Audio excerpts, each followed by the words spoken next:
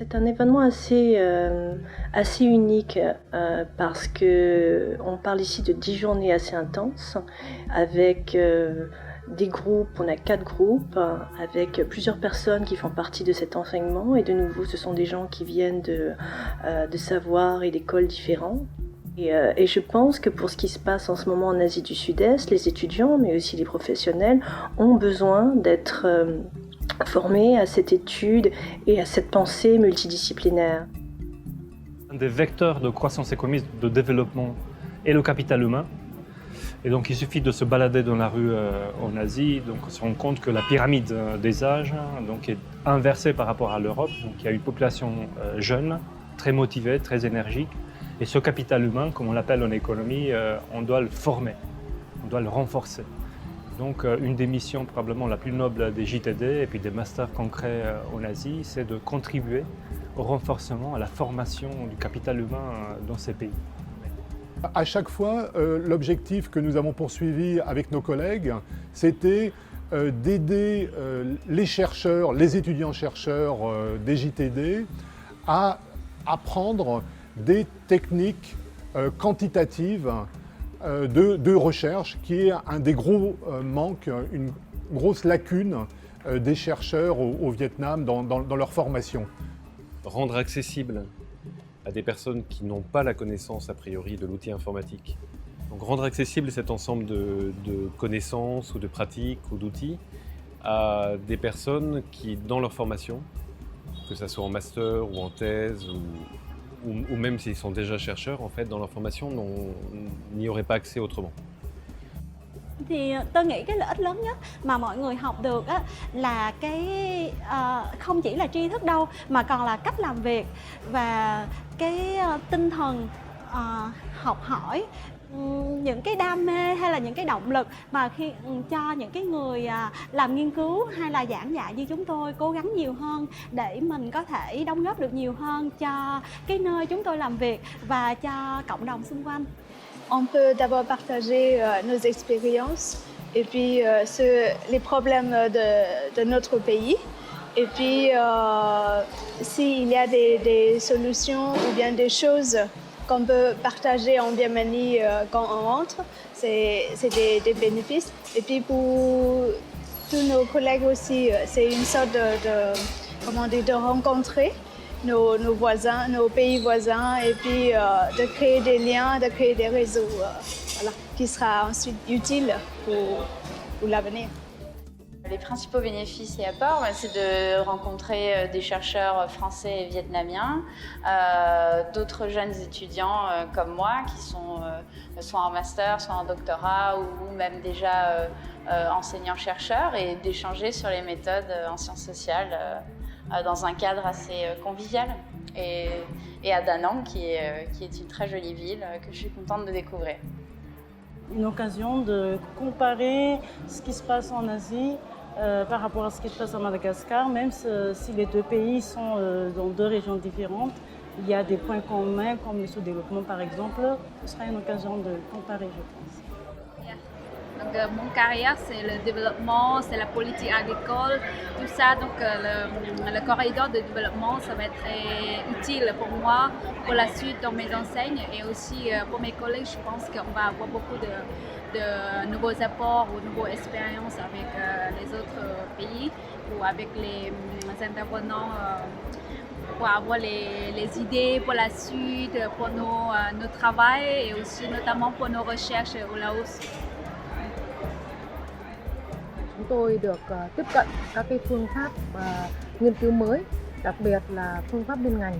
Từ cái phương pháp này thì chúng tôi có thể có những cái tiếp cận trong các lĩnh vực nghiên cứu của mình đang công tác tại trường. Ví dụ như là các cái xây dựng kế hoạch, rồi các cái nghiên cứu về liên ngành, và trên cơ sở nữa là chúng tôi có được cái tiếp cận đối với các cái khu vực đa quốc gia. Nous intéresse beaucoup cet échange, à la fois entre la France et les stagiaires d'autres pays, et aussi les échanges entre eux. Donc c'est vraiment l'occasion d'un dialogue entre chercheurs entre opérationnels de différents pays sur la thématique traitée. Pour moi, en tant qu'interprète, ce que j'ai constaté le premier, c'est le réseau qui a été créé entre les stagiaires surtout, mais aussi entre les stagiaires et les formateurs.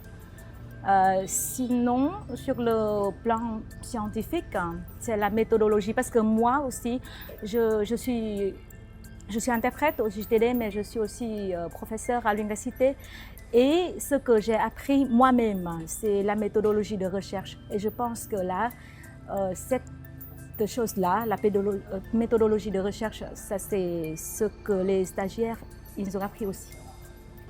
Ça leur fait découvrir un outil, mais surtout une méthode.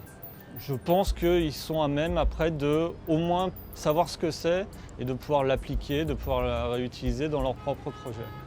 Et je pense que l'aspect réseau, à la fois pour les formateurs, mais aussi pour les former, pour les étudiants qui sont là, et ils peuvent permettre de rencontrer des gens de toutes les universités du Vietnam et de l'ASEAN maintenant, et même de plus loin.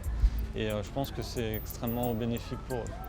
Pour les stagiaires, alors il y a d'une part bien sûr la mise en pratique, disons, des recherches. On est à la fois sur une formation pluridisciplinaire, donc chacun vient à partir de son propre background.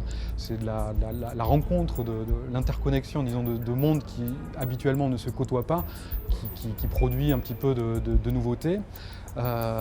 Donc il y a la mise en pratique vraiment au cours de ces ateliers.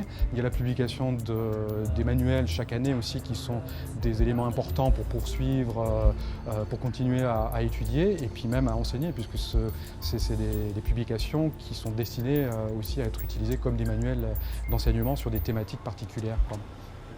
C'est toujours extrêmement utile, extrêmement intéressant pour nous de savoir ce qu'il y a dans la tête des gens à qui on parle. Et de savoir quelles sont leurs attentes, de savoir quelles sont leurs idées, de savoir quel sens même ils donnent aux mots qu'on utilise, parce que ce n'est pas forcément toujours le cas. Le rôle des interprètes là est tout à fait essentiel.